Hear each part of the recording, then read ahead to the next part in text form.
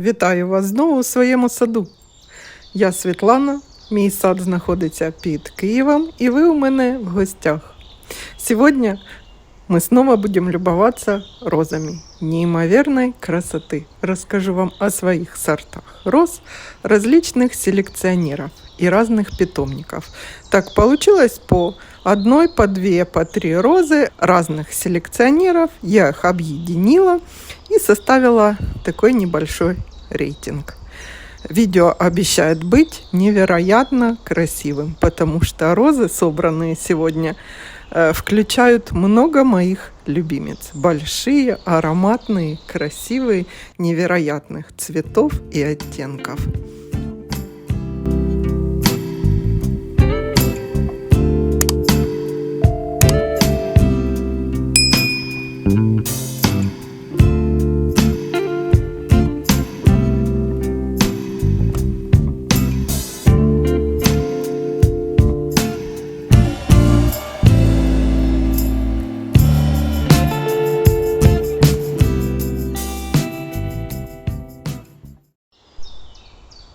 Почему я этот ролик сейчас сделала? Потому что вот-вот откроются каталоги, а кое-где уже продают розы на весну.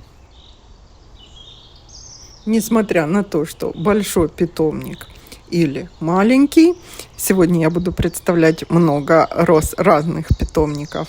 Селекционная работа везде одинаково, сложная, интересная и долгая. Чтобы создать красивый сорт розы, потребуется вначале опылить десятки тысяч, а то и сотни цветов, потом собрать семена, высеять, высадить, поухаживать, отобрать самые перспективные, жизнестойкие, опять отбраковать неудачные. И на это уходит года и, может быть, даже десятилетия, чтобы одну какую-то самую красивую удачную розу мы с вами могли купить, выбрать в каталоге и посадить в свой сад. Сегодняшний рейтинг включает в себя очень много большецветковых и кламберов, и чайно-гибридных, и плетистых роз, как ни странно. А еще интересная подборка тем, что некоторые сорта и в чайно-гибридной, и в плетистой форме. Давайте начнем и посмотрим. Первая роза, которую я вам обязательно хотела показать, это роза Мириам. Обзор этого сорта у меня есть отдельно на канале, можно посмотреть. А пока я скажу кратко ее характеристики. Роза селекции Шотландии, 1990 год. В принципе, довольно уже популярная роза, невероятного цвета, перламутрово-фарфоровая, очень плотно набитые большие бутоны. У нее до 100 лепестков. Полностью роза не раскрывается, а такой полураспущенный бутон у нее и есть. На одном стебле один цветок. Обычно так бывает. Очень красивый лист у нее, большой и с такими прожилками. Красиво так поделен, как ниточками. Размер цветка довольно большой, до 14 сантиметров. Роза средней высоты, посажена у меня на передний план, но немножко высоковатая. Где-то 80-90 сантиметров. У меня она на углу, посажена вместе с розой Валбери. Как бы Валбери их эту такую троицу разделяет. К мучнистой росе она более-менее терпима, и к черной пятнистости на троечку где-то. Но у нее есть один недостаток. В обзоре я рассказываю, как я пытаюсь избежать ее нелюбовь к дождю. Ее лепестки очень-очень тонкие и хрупкие, и при дожде намокают, и бутон окукливается. Можно даже и так назвать. Следующий сорт, который я хочу сегодня показать, это роза Домен Дитьер. Интродукция Джерди Роуз, Франция, 2009 год. Как и все темные розы, надо садить немножко в тенек, потому что вы в комментариях часто пишете, выгорают, лепестки портятся, и роза себя плохо чувствует. У меня посажены все такие розы, почти все, вдоль дома, и солнышко гуляет вокруг дома, и постепенно по несколько часов то с одной стороны светит на них, то с другой, и цвет такой яркий, насыщенный растет вот в этой клумбе. Тут еще одну красивенную розу я вам покажу. А что же про Домен Дитьер? Высота довольно большая, метр 20, метр 40. Довольно устойчива она и к болезням, и к дождю, как ни странно. У нее, видите, такой более плотный лепесток. Дождевые капли по нему стекают. Не так, как у Мириам. Лучше себя показывает. Очень набитый, плотный бутон. Я уже сравнивала ее с розой Гёте. По цвету они немного перекликаются, но более фуксиево-сиреневый у нее даже оттенок темный, в глубине с чернотой, распускается долго. Листва не глянцевая, такая темно-зеленая, но хорошая, довольно хороший, красивый кустик. Кому по цвету такие розы нравятся, Домен Дитьер рекомендую. Хорошая роза. И ароматная. Что интересно, роза ароматная. Ну, а это роза, которую я еле-еле успела прямо поймать. Хендель, Ирландия. Довольно давно, в 1965 году ее селекционировали. Это кламбер. Но очень-очень медленно растущая. Чтобы вот такая была, метр 20, прошло 3 года. После первого года она у меня в другом месте была посажена. Она вообще не наросла. Я подумала, что-то с ней не так. Пересадила на более солнечное место. Но результат такой же. Нарастает медленно. Цветок большой, по краю малиновая кайма. Ее, наверное, я так думаю, надо садить где-то на передний план. Может быть, на второй. Как бы кламбер, но медленно растущий. Но я ее очень коротко обрезаю, как большинство своих роз. Может быть, поэтому ветви у нее не гнутся. Чтобы уложить ее на зимовку, не гнутся. Поэтому мне приходится ее обрезать под укрытие с этими плетистыми. Растет у меня на арке. Пересаживать ее больше не буду, потому что еще буду 10 лет ждать, пока она нарастет. Что еще про нее сказать? Волнистые такие красивые лепесточки. Размер цветка где-то 10-11 сантиметров. Лепестков очень много. И на одном побеге у нее 3-5, видите, цветочков. Нравится или не нравится, однозначно я вам не скажу. Из-за того, что медленно нарастает. Единственное. К болезням более-менее устойчиво. Ну, следующая роза, неповторимая и красивая, у кого она есть, узнали. Это роза Мишель Дрюкер. Бернард Паноцци, Франция, 2006 год. Относительно молодой сорт. Биколорна, то есть у нее малиновый и такой кофейный с желтым, золотистым, правильнее будет сказать, реверсом. Про нее могу сказать, что это очень обильная, такая чайно-гибридная розочка. Бокал классический, как у чайно-гибридных. Очень много цветов. Вот тут, не знаю, попадет в кадр, не попадет. Первое цветение, она пионом там у меня была закрыта. Пересадила отсюда пион, чтобы ее не затмевал в начале лета. Прямо пышный, красивый куст. Цветок не очень большой, у нее где-то 8-10 сантиметров. Цветочки вот такого кофейна, немножко со сливочным таким оттенком. Мне такие розы почему-то понравились. Красивый у нее, глянцевый лист, очень устойчиво и к черной пятнистости. Мучнистой росой у меня тут розы вообще не болеют. К дождю тоже лепесток у нее такой плотный, хороший. Роза нравится. Ну а следующая роза – это фантастическая красавица. Как бы так сразу и не скажешь, почему фантастическая, я вам сейчас объясню. Во-первых, у этой розы самый долгий срок цветения. 2, 3, а может быть и больше недели, смотря от погоды. Ни жару, ни дожди, ничего она не реагирует. Посажена вот тут у меня на углу к дорожке, и очень, я вам скажу, удачное место.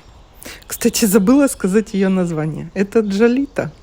Джолита, Нидерланды, 2006 год. По краю лепесточка слегка розовый реверс. Из интересностей у нее салатовые нижние лепесточки. То есть, когда она только открывается, она нежно-нежно салатовая. На фоне кипарисовика Тедди Бир отлично смотрится. У нее один недостаток. У меня в прошлом году, не в этом сезоне, этот сезон сухой такой хороший был, в прошлом мучнистую росу, первые признаки я поймала. Уже обрезать розы надо было, поэтому я не переживала. Вот так вот она выгорает, когда уже отцветает, такой сливочный цвет.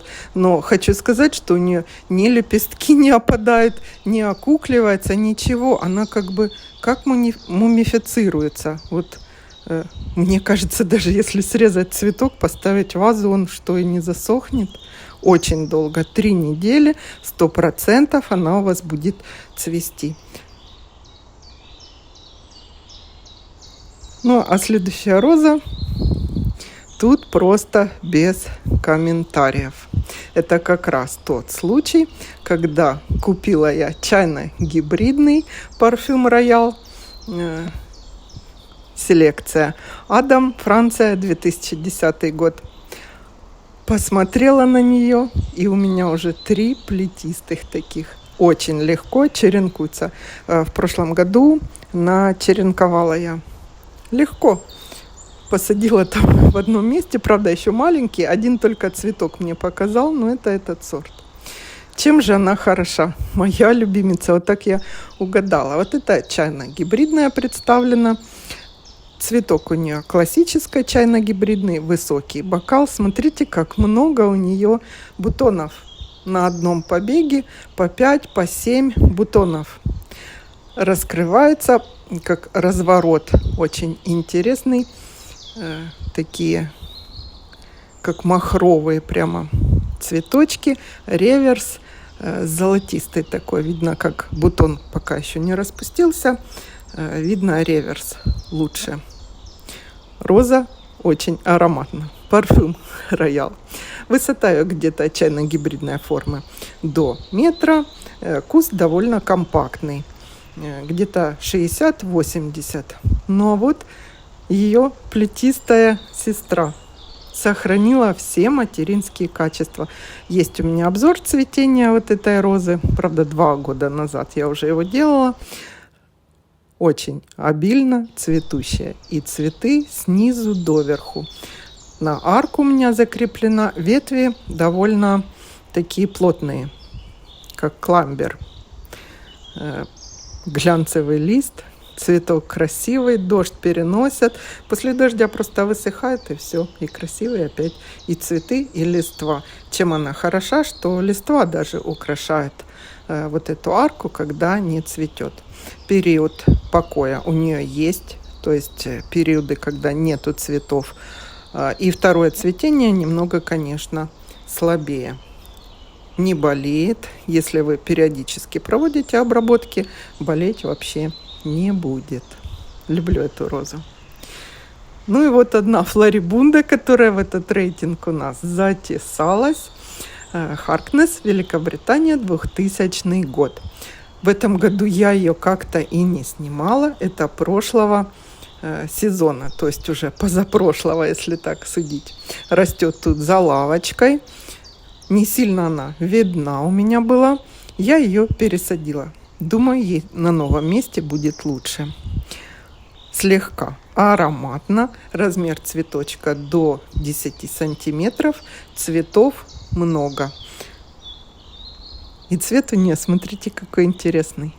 Кремовая пудра с таким слегка абрикосовым оттенком. В бутоне она немножко с розовинкой. Лист немножко глянцевый. Чем она мне, эта розочка, понравилась? Из этой серии есть еще Pink Abundance и белая.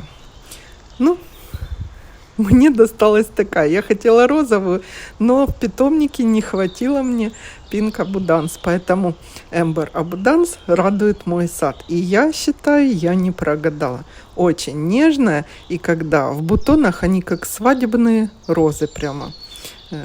Цветочки.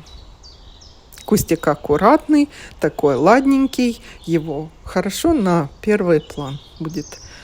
Ноги, может быть, каким-то розом более высоким, рослым украшать. Роза нравится. Несмотря на то, что досталось мне вместо своей сестры.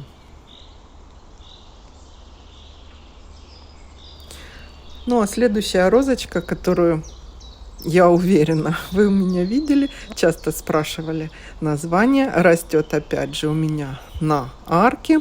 Это Winter Lodge.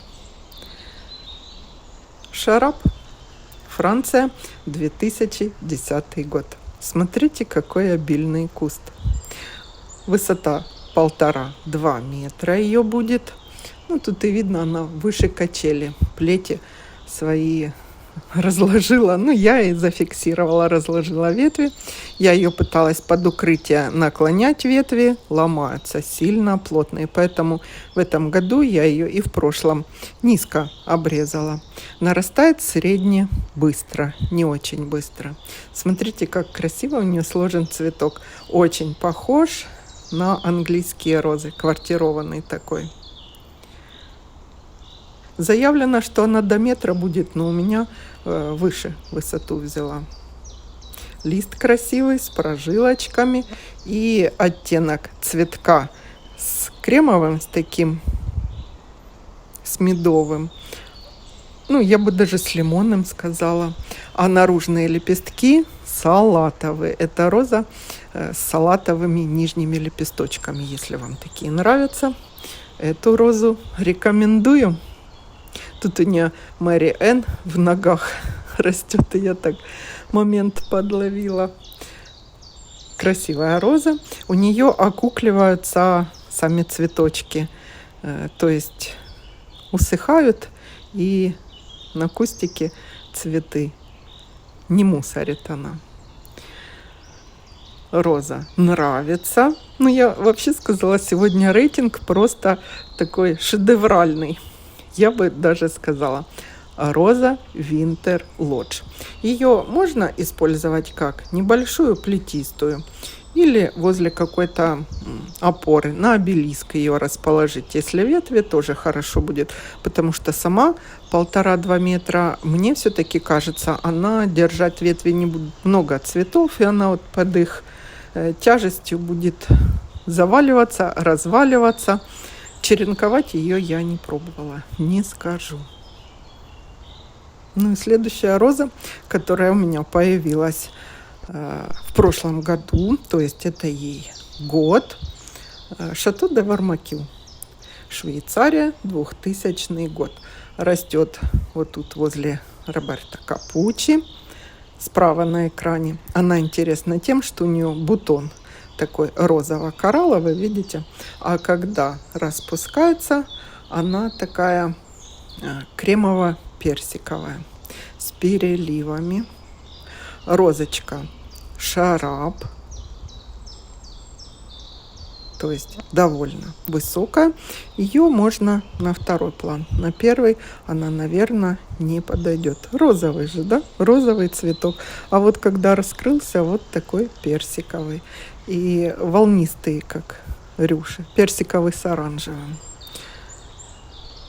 К дождю более-менее устойчиво. Цветки хорошо себя показывают. К болезням не замечала. В этом году вообще у меня в саду болезней не было. Довольно большой у нее цветок, 8-9 сантиметров, среднебольшой, да. Лепестков где-то до 30. Не сильно она густо махровая. Ну и как шарап, высота где-то 1,20 м, 1,40 м. Заявлено, что у нее хорошая морозостойкость. Ну, не знаю, я укрывала розы. Смотрится празднично, праздничная роза. Ну и следующая роза, которую, если вы сейчас дошли до этого момента, увидите и, наверное, потеряете сон. Это роза Миранда Ламберт. Я не ожидала, что она такая будет. Не ожидала, потому что по фотографиям в интернете везде показан не распустившийся бокал. Когда не распускается он, да, такое есть, как обычная чайно-гибридная роза. Это Техас Роуз Вентурс, 2016 год. Селекции у меня, по-моему, даже где-то есть ее обзор. А может быть, я не делала. В честь названа звезды кантри-музыки она. Смотрите, какая высокая. И когда первый раз она у меня распустилась, я ходила с линейкой, меряла цветок. 15-16 сантиметров. Мне кажется, это одна из роз с самым большим цветком. Высокая. Лепестков заявлено до 50. Я не считала, но мне кажется, там больше этих цветов. Растет вот тут в тени дома, поэтому цвет очень хорошо показывает, держит немножко на нее тенечка. Цветов очень много. Роза просто шедевральная. Нравится. Сегодняшний рейтинг, все розы мне очень нравятся. Цвет у нее розово-пурпурный, немножко с такими тонами фуксиевыми. Листва средняя, зеленая такая.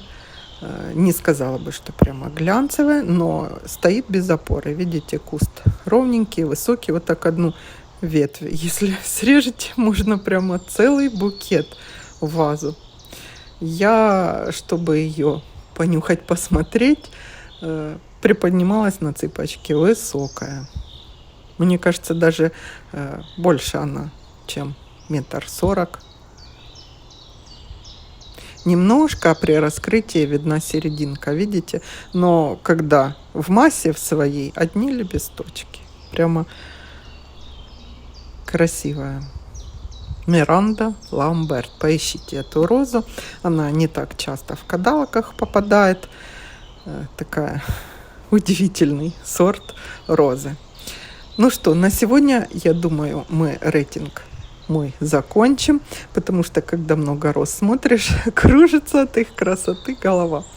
Опять же, повторюсь, сохраняйте благоразумие, не заказывайте все подряд, составляйте розарии по какому-то цветовому признаку, по форме бутона, по цветку. Когда-то я делала видео, как создать красивые розарии, там можно посмотреть несколько правил использовать и по цветам, и по форме бутона, ну и, соответственно, по размеру куста. Винегрет такой сажать. Знаете, как смотрела как раз сегодня утром, кофе пила и смотрела ролик про розы. Хозяйка показывала розы. Розы чудесные, красивые, но заходишь на участок и грядки с розами. Вот так вот. 5 или 7 рядов у нее, очень много. Как она сама сказала, более 400 сортов. Мне кажется, это уже перебор. Другие растения в саду ведь тоже можно посадить. Ну все, а я на этом сегодня заканчиваю. До встречи в следующем видео. Будем смотреть, наверное, какие-то хвойные растения мои расскажу.